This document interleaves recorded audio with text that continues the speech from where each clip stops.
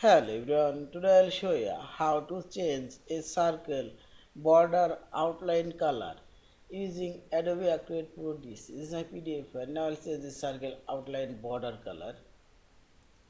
First select this tools option and scroll down or up. Here you will find this comment option. Now click on your circle and select. Now click right button for properties and circle properties dialog box open and select appearance option and show here border and now select here this border color.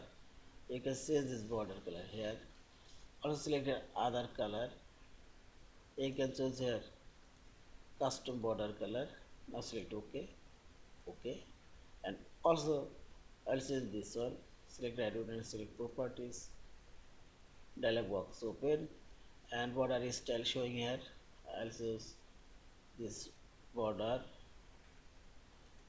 color. I'll choose this one and thickness. I'll increase and see this. I select it.